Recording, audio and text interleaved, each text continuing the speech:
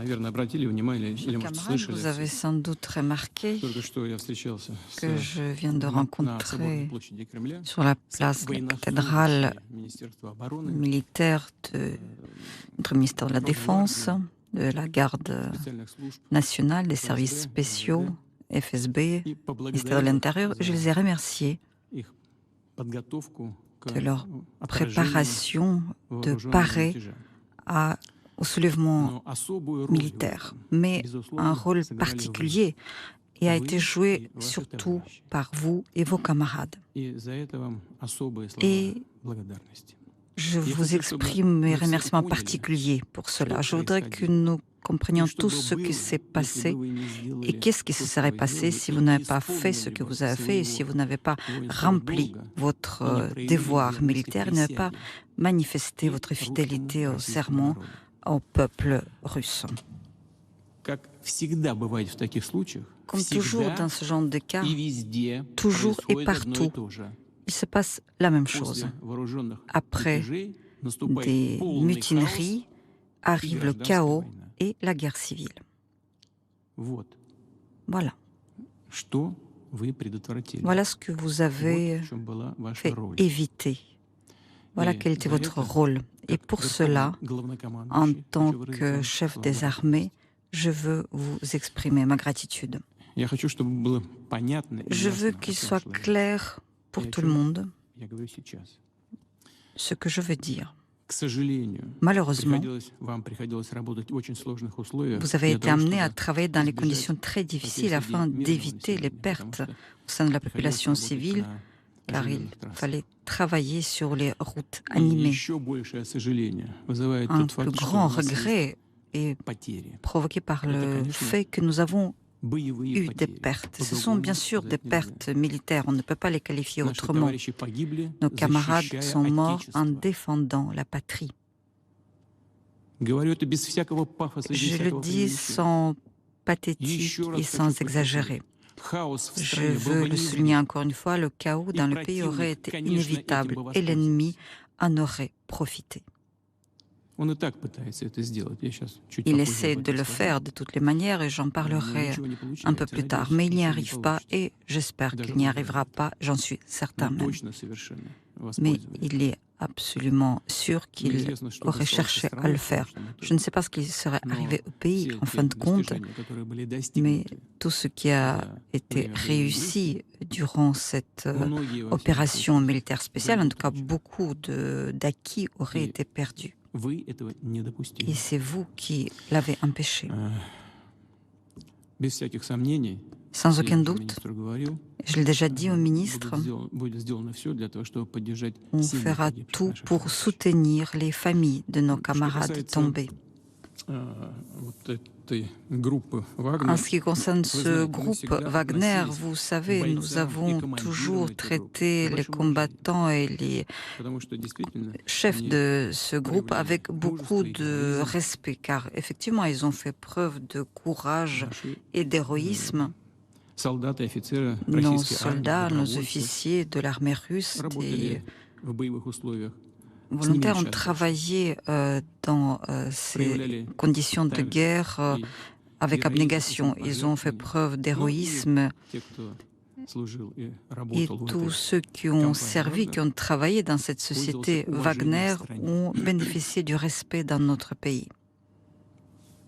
En même temps, je voudrais remarquer que nous le sachions tous, l'entretien du groupe Wagner a été entièrement assuré par l'État, du budget du ministère de la Défense, du budget d'État. Nous financions entièrement ce groupe. De mai 2022 à mai 2023, pour entretenir l'État a payé à Wagner 86 milliards 262 millions de roubles, dont les soldes 60 milliards, les intéressements 15 milliards, les assurances 110 milliards 179 millions. Sachant que Le propriétaire de la société Concorde,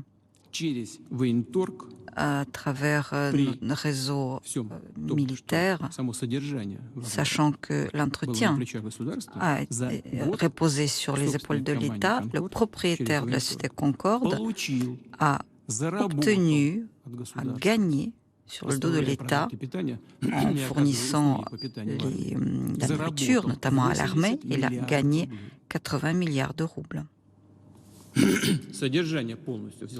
Donc c'est l'État qui entretenait et qu'une partie de ce groupe, la société Concorde, en même temps a gagné 80 milliards de roubles.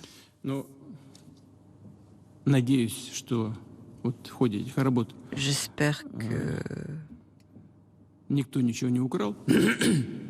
cours de ces travaux, personne n'a rien volé, ou disons a volé moins, mais nous allons nous y intéresser et mettre de l'ordre. Lorsque je parle de leur travail militaire, je voudrais dire la chose suivante. Ici, il y a des aviateurs militaires qui ont beaucoup fait pour que ce travail militaire soit fait de manière adéquate. On vient de me donner des chiffres de 4,06, c'est-à-dire à partir du moment de la contre-offensive, l'ennemi a perdu 259 chars, des voitures blindées, 780, et seulement en direction de Rechiv, que l'ennemi considère comme l'axe principal de son attaque, et c'est seulement en espace de 7 derniers jours, l'ennemi a perdu 280 unités armées, dont 41 chars et 109 véhicules blindés. C'est le résultat d'une grande mesure, le résultat de votre travail et de celui de vos camarades. Et je vous en remercie particulièrement. Incontestablement. Et j'ai déjà donné l'ordre au ministre de la Défense. Les mérites de tous ceux qui ont participé à ce travail seront dûment appréciés par l'État. Je veux dire que les gens seront décorés, mais je l'ai déjà dit au ministre, je le répète encore une fois, parmi ceux qui font preuve de leur bravoure dans le travail militaire sera formée la carcasse de la direction des forces armées de la Fédération de Russie, y compris en partie aéronautique. Et c'est là-dessus que je voudrais terminer. Et je voudrais encore une fois vous remercier de ce que vous avez fait pour la Russie, pour le pays et pour notre peuple. Merci.